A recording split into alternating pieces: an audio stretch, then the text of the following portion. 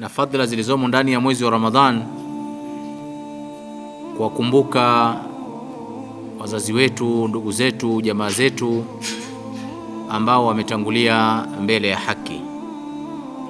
Sote tuna ndugu zetu ambao sasa hivi hatunao katika maisha ya dunia, wako katika maisha ya barzakh, na wanatutegemea sisi sana kuweza kuwasaidia kule walipo kwa kuwakumbuka katika mambo mbalimbali ya kuwafanyia.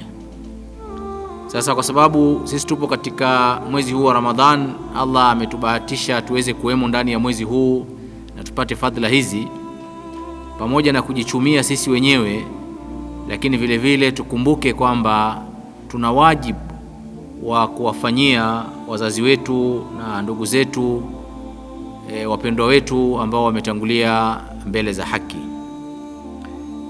Mwenyezi Mungu Subhanahu wa Ta'ala katika Qur'an aliposema waqadha rabbuka alla ta'budu illa iyyah, amesha hukumu Mwenyezi Mungu kwamba asiabudiwe isipokuwa yeye. Wabil walidaini ihsanan, na kuwafanyia wema wazazi wawili. Aya hii imeonyesha kwamba daraja ya wazazi wawili ni baada ya Allah Subhanahu wa Ta'ala, na aya hii vile vile haikusudii kuwafanyia wema wazazi wawili wakiwa hai tu, la, bali kuwafanyia wema wazazi wawili wakiwa hai au wakiwa wamekufa. Wakiwa hai wanatakiwa kufanyiwa wema kwa kutimiziwa haki zao, lakini wazazi wakiwa wametangulia mbele ya haki vile vile wanatakiwa vile vile kufanyiwa wema na vile vile kutanguliziwa yale ambayo yatawasaidia huko walipo.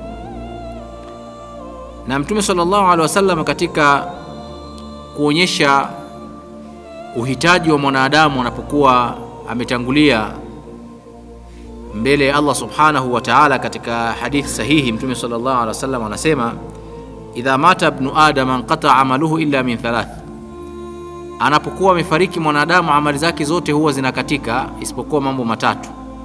Ya kwanza, sadaqatin jariyatin, ni sadaka yenye kuendelea, na ya pili, ilmin yuntafa'u bihi, ni elimu yenye manufaa, na ya tatu, waladin salihin yad'u lah, ni mtoto mwema ambaye atakumbuka kumwombea dua mzazi wake. Sasa hadithi hii ni muhimu, ambayo inaonyesha kwamba pindi pale ambapo mtu anatangulia mbele ya haki, amali zake zote zinasitishwa, zinasimama, anakuwa hana sababu ya income ya kumuingizia mapato kule kaburini alipo, isipokuwa ni yale mambo matatu ameacha ndio yatakayomsaidia. Katika mambo hayo matatu vile vile ni mtoto mwema ambaye anamuombea dua.